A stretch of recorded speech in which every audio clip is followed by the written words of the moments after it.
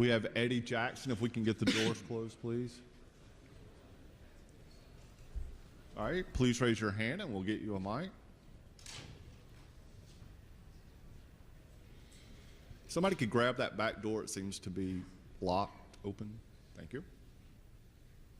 Right here up front. Hey, Eddie. Seth Austin, ABC 3340 here in town. I asked Jonathan Allen about how the defense views the quarterback battle. From your perspective, what are you looking for in a quarterback? Is there anything more to it than Jonathan said? If Coach Saban picks the guy, we trust him. Is there anything more to that? What are you looking for in the quarterback? Just a guy who can come out and execute, and the biggest thing, win. And just our quarterbacks, we have a great group of quarterbacks that come in and compete with each other every day. Keep it on a competition level. So but that's Coach Saban's decision. That's for him to make. Right back here. Hey, Eddie. Joe Allen, WBMA TV in Birmingham. Jonathan Allen was asked if guys ever get tired of all the process talk, and he said, "My first 2 years they did, and we lost." Given the continued success of this program, do you find that guys buy in pretty quickly and stick with the whole notion of the process? Yes, sir. At first it's challenging. People don't really trust in the process, but over time it starts to show that it pays off. So, right here up front. Tom Menino, WVTM TV in Birmingham. Obviously, there's been some off-the-field stuff for you guys this season with Cam Robinson and Hootie Jones.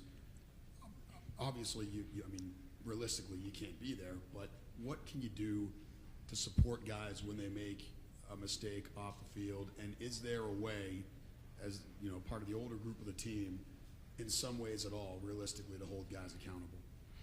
We hold everyone accountable, but them are our brothers. They made a mistake, and we support them, 100%. We're not going to lose faith in those guys over a simple mistake they did, and that's up to Coach Saban to furthermore punishment. Right back here. Eddie, Carl Prather, WFF TV in Huntsville. You've been able to play with some talented guys on the back end of your defense. Do you believe that this season your secondary could be the best that you've played with since you've been in Tuscaloosa? Most definitely. I could say one of the best because we come in, we compete. You got a whole bunch of group of guys who come in, they kill the weight room. We hold each other accountable on and off the field, like little things, going to class, doing your work, and coming in on the field and executing assignments, things like that, and being coachable, so. Back over here. Hey. Noah Mandel, WTVY News 4 Dothan.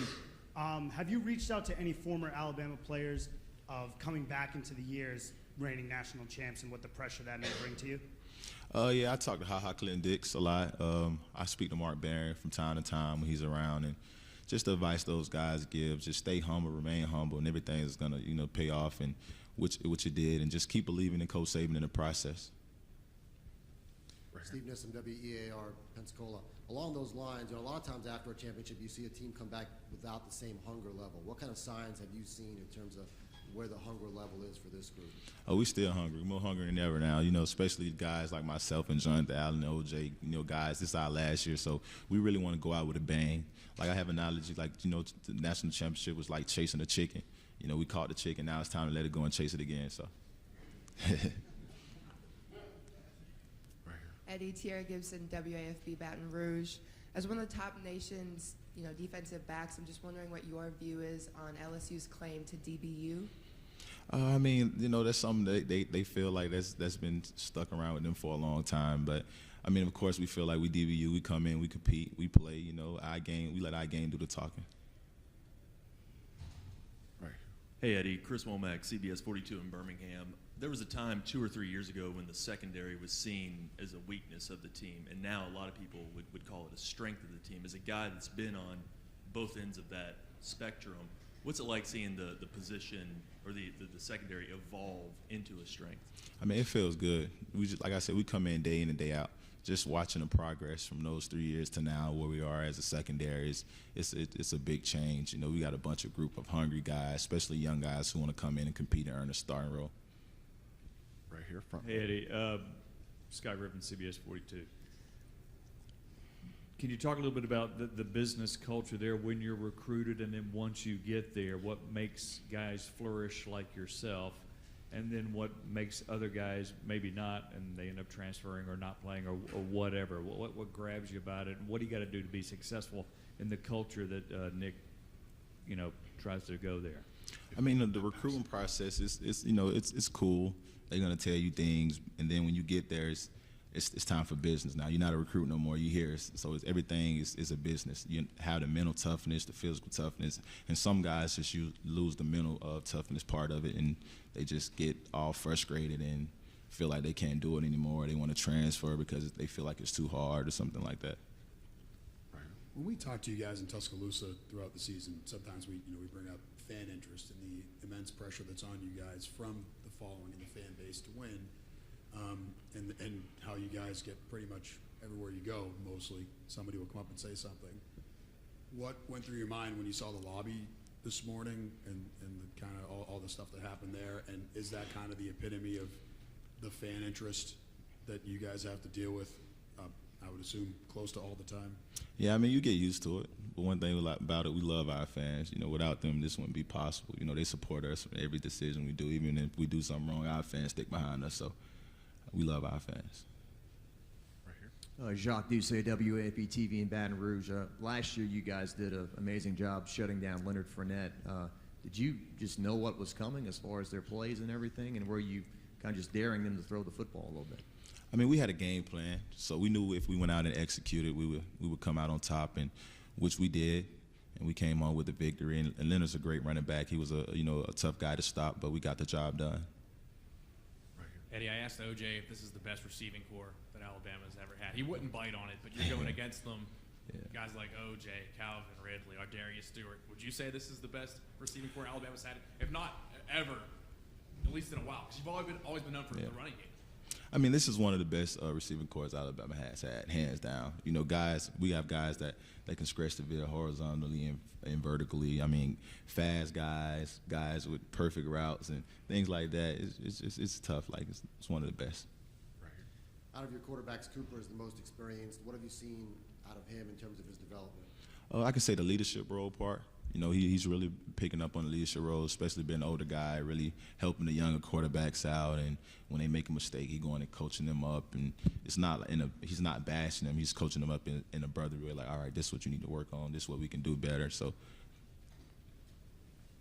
Hey, Eddie, Lee Benson from KAGS in College Station, Texas. I know you were part of that Bama team a couple years ago that played against Oklahoma in the Sugar Bowl against Trevor Knight, and now he's at Texas A&M. I'm wondering if you've thought about getting another shot at playing against Trevor Knight this upcoming fall. I mean, we really haven't thought about it, really. We taking it one day at a time. We want to get through the summer program first and then camp and then take it one game at a time. And when the Texas A&M game come up, we'll be ready. Eddie, some of the other guys on the team have talked about that it's the summer workouts that play a big part in keeping you guys hungry year after year, despite how often you win. What goes on in those summer workouts that fosters that type of a mentality? It's a grind. Everything's a grind. It gets you mental tough, physically tough. I mean, from the weight room, from the 6:30 runs, it just helps you build that structure that you need to be successful during the season. Taylor Tannenbaum, WHNT in Huntsville. A couple of years ago when you were a freshman, there was a 60-minute special, and it featured you getting, I guess you could say, some tough love from Coach Saban. How do you feel like heading into your senior season? You've evolved as a player, and does he still get on you just as much today as he did a few years ago? I mean, yeah, it's all paid off. I mean, Coach Saban's one of those guys. He gets on you, he bashes you, but it's not a bad thing. It's a good thing. Everything he says to you is going to help you improve yourself on the field and off the field, especially off the field, like overcoming adversity and things like that really play a big role. Eddie, you mentioned the receiving core being so good, but specifically O.J. Howard. What you saw from that national championship game where you're like, man, this guy's got to be involved next year if he returns. Well, he has returned. What stands out about O.J. Howard? I mean, O.J. is a guy, especially playing tight end, he can line up at receiver and make plays. He's a big guy. He's physical. He's a good blocker, and he's a guy that works hard. So, I mean, everything is just paying off for him. I'm very proud of him. What are the differences and similarities between Bo Scarborough and Derrick Henry, and how do you think Bo can fill that void in the offense? I mean, it's not really a big difference. I mean, both of those guys were physical backs. They can run downhill and stretch the field horizontally. I mean, and Bo's going to have a great year this year. I feel like, you know, he's a guy, he comes in, he works hard, just like Derek. In the weight room, he works hard. In the classroom, he works hard. So it's going to pay off for him.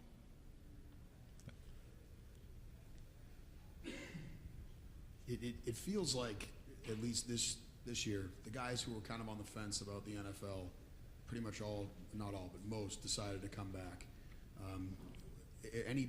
How much discussion was there between the guys who were making that decision at the time, and what do you think, maybe specifically, was there anything in common that brought everybody back?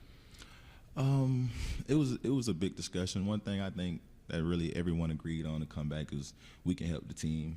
It's room for improvement, and the biggest thing of them all is getting our college degrees. You know, something that Coach Saban always preached to us about. That's something they can never take from you, is your college degree. So.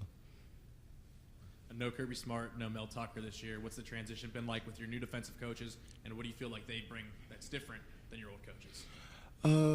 I mean, they pretty much the same. You know, Coach Pruitt, like I say, he's a hands-on guy. He's going to come in, he's going to talk to you, he's going to tell you about the little things you don't do right and the things you do right. He's going to compliment you and just really just help you focus on the small details, you know, things that really improve your game, and also off the field, like going to class and holding each other accountable, being on time for class, turning your homework, things like that really help us a lot.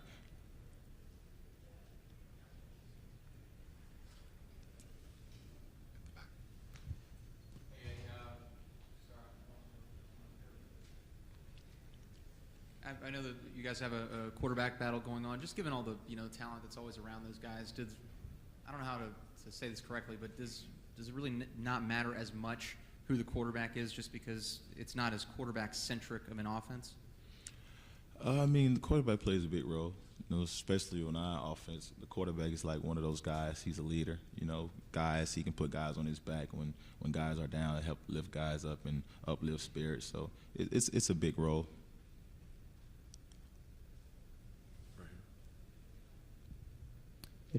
Just your thoughts on going to Baton Rouge. Is that the most intense environment on the road that you have to go to? And what are your memories of going there a couple of years ago? Yeah, most definitely. It's one of the toughest places I ever played. You know, their fans are crazy. I mean, they make it play the whole stadium rock. So we just want to go in and try to steal the momentum. Any more questions?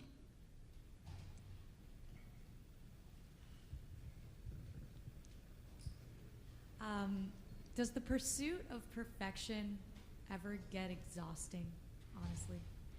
I mean, at times, but you know, everyone's not perfect, you know, so we're going to make mistakes. It's just you can't continuously to make them over and over and over. You have to show that there's some room for improvement, or you improved in some type of way. Okay, thank you very much. Thank you.